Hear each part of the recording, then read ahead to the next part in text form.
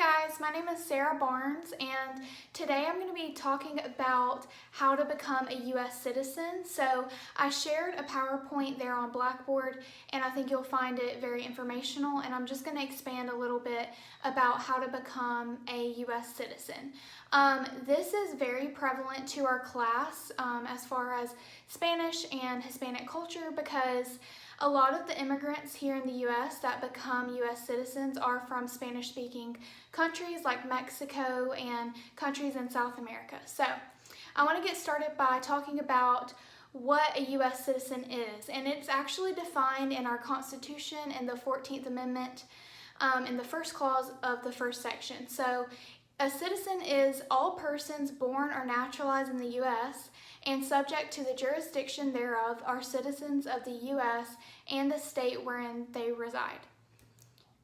So why the United States? I want to talk about why someone would want to immigrate to the U.S. and become a citizen. We are free to be ourselves here in the United States. We have the freedom to worship and pray. A lot of people move to the U.S. to, escape religious persecution. We know that all throughout history. And we have a justice system that is fair through jury trials. It's not a perfect system, but it's much better than what we see in other countries where people are put to death without having their side of the story told. We get to participate in choosing our president and other elected officials. We just had a huge election, and we all got to participate in that and in choosing our next president. So I think that's really one of the biggest things that people like to come to America to participate in politics and government. And of course, life, liberty, and the pursuit of happiness, right? That's the big goal of the U.S. So I shared a pie chart on my PowerPoint presentation, and it's basically just languages spoken among U.S. immigrants. And this is taken from 2018, and I just wanted to share this because it's relevant to our class. I wanted to let you guys know that 42% of U.S. immigrants as of 2018 speak Spanish. I thought that was very interesting. And other languages, 17%, English, 17%, and then we have all the other languages which are less than 10%. So I also shared another chart on my PowerPoint you can reference to, but it's basically the origins of U.S. immigrants population from the 60s all the way to 2018. And you can see basically this is where are our immigrants who are becoming U.S. citizens coming from, where were they born. And other Latin American countries, 25%, and Mexico, 25%. So in 2018, 50% of our immigrants who are becoming citizens are from Mexico and Latin American countries, which I thought was very interesting. So I want to talk about why an immigrant would want to become a U.S. citizen. And this is, if you're an immigrant and you're not a citizen, you don't get to participate in certain things that citizens can do. So that's kind of what I want to talk about and expand on. So citizens can vote, citizens can serve in a jury, citizens can travel with a U.S. passport, citizens are prioritized when it comes to bringing family members from other countries to the U.S. U.S. citizens can work for the federal government. They can become elected officials. Not only can they vote and participate in electing those officials, they can also become one. U.S. citizens keep their residency. U.S. citizens can become eligible for grants and scholarships, so there's opportunities there that they can expand their education. And lastly, U.S. citizens can become eligible for government benefits and welfare systems.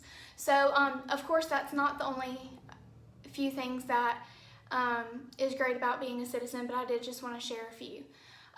So I talked about the good things about being a citizen and like the rights, but I also want to talk about the responsibilities. So these are things that we as citizens must do and must prioritize. So we have to respect the laws here in the United States. We have to respect and abide by those laws. we have to, well, we don't have to, but we have the privilege to participate in voting. We also have to respect others, and we must support and defend the Constitution, which is the law of our land. So I want to talk really quickly about the different types of citizenship. You can have citizenship through a parent. So if your parent is a U.S. citizen and you were born outside of the U.S., you then have U.S. citizenship. You can have dual citizenship, which is basically just citizenship in 2 different countries, including the U.S. And then, which I'm going to talk about more in depth, is citizenship through naturalization. So this is basically coming into the U.S. and then becoming a citizen. So the requirements for naturalization, we'll call it, is you have to be 18 years or older, and you have to be a permanent U.S. resident for at least 5 years. So the steps to becoming a naturalized citizen, it seems really easy when you look at it on the list, but it is actually a very hard process, and I believe personally that it should be made a little bit easier and a little bit more accessible to everyone. But I just want to talk about the very broad steps that you have to go through in order to become a U.S. citizen. So you have to fill out a naturalization eligibility worksheet. This is basically just making sure before you actually apply for citizenship that you're even eligible. So this is kind of like a preliminary thing.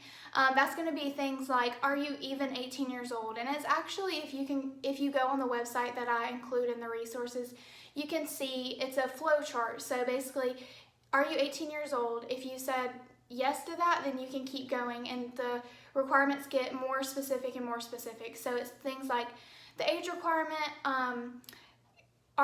have you been living here for 5 years? Can you pass a English proficiency exam? Things like that. So once you get that over with and that's accepted, you are actually going to apply for naturalization. This is actually the huge citizenship application. It's called an N-400 form. And this is an extensive packet of information that you have to fill out.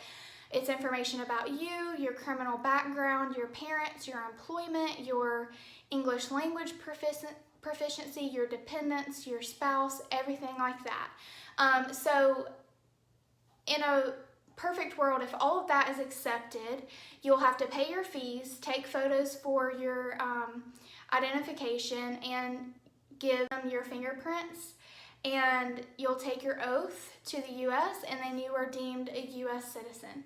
So, of course, the process isn't as easy as me just explaining it in 3 minutes or whatever, but I just want to talk a little bit about that, and if you guys want, you can definitely go download that presentation, and I thank you for your time.